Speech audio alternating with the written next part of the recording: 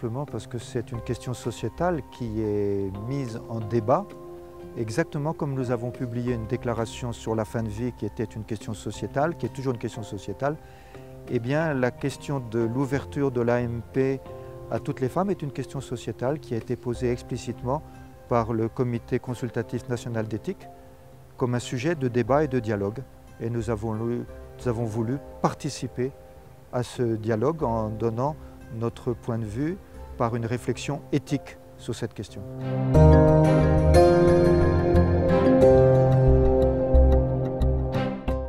Il y a longtemps que nous réfléchissons sur les techniques d'assistance médicale à la procréation.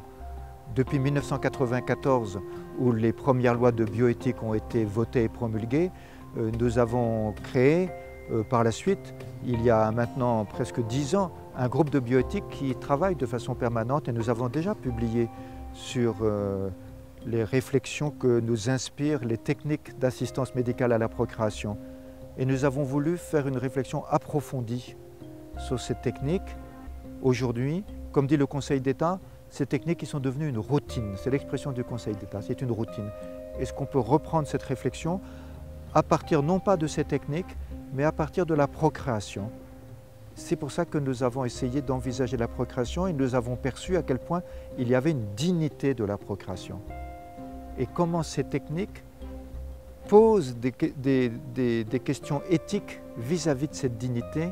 Est-ce que ça respecte totalement cette dignité de la procréation? Voilà la question que nous nous sommes posées et ça a été un travail assez considérable qui a pris plusieurs mois.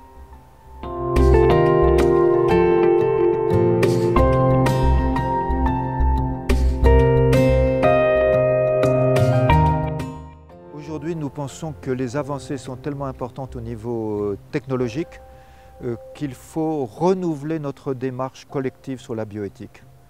Et renouveler cette démarche collective, nous ne pouvons le faire qu'à partir de la profondeur d'un regard qui considère, avoir de la considération pour la personne en société, pour le mystère de la personne en société, dans toutes ses dimensions individuelles, relationnelles, sociales. Et tant qu'on restera à réfléchir sur des techniques et sur un droit à avoir ces techniques, il me semble qu'on fait fausse route sur la bioéthique.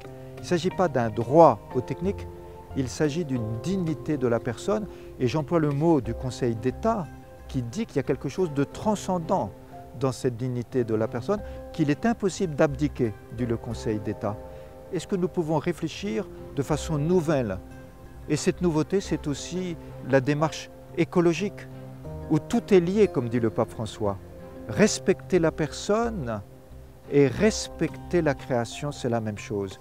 Et respecter cette dignité nous fait entrer dans une nouvelle démarche de la bioéthique qui n'est plus simplement une réflexion sur la science, les avancées scientifiques, sur la technique, mais beaucoup plus profondément sur cette manière d'être de la personne humaine avec toutes ses relations dans la société.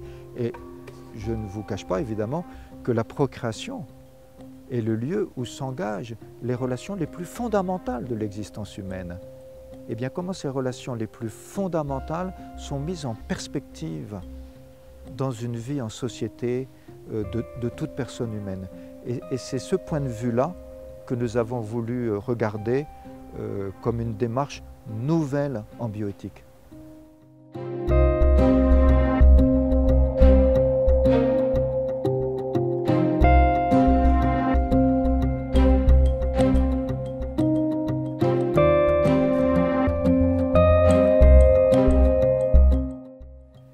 Tout d'abord, la fraternité s'impose à nous. Nous devons vivre dans la fraternité. Et la fraternité a ses propres exigences. Et quelles sont les exigences de la fraternité?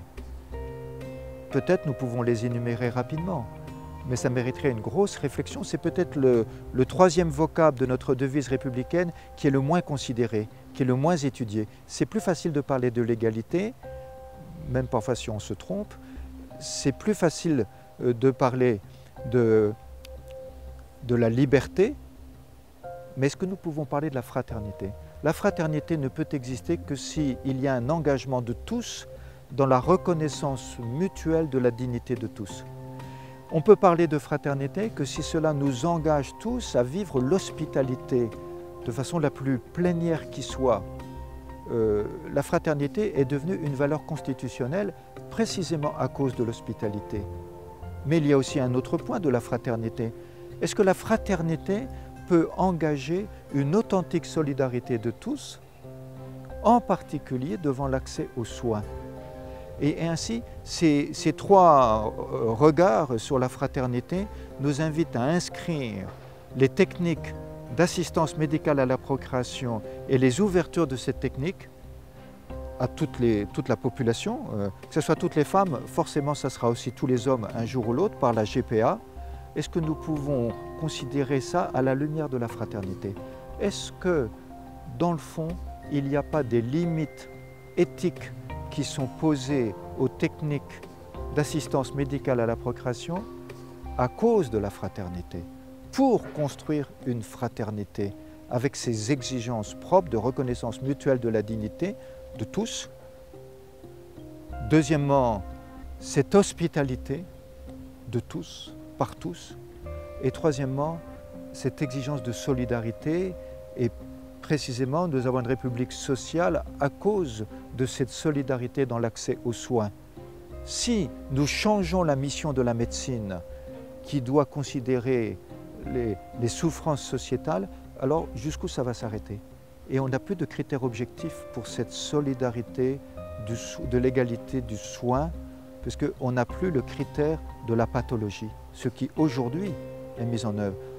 Alors qu'est annoncée une réforme pour la santé, le système de santé français, il me semble qu'il est bon de considérer que la médecine doit garder sa mission de soigner des pathologies et non pas de répondre à n'importe quelle question sociétale. À ce moment-là, on ne sait plus ce que c'est soigner, on ne sait plus ce que c'est qu'être médecin, on ne sait plus quels seraient les critères objectifs qui permettraient une authentique solidarité de tous devant le soin. Voilà pourquoi la fraternité nous semble exemplaire, exactement comme elle est exemplaire pour traiter la fin de vie.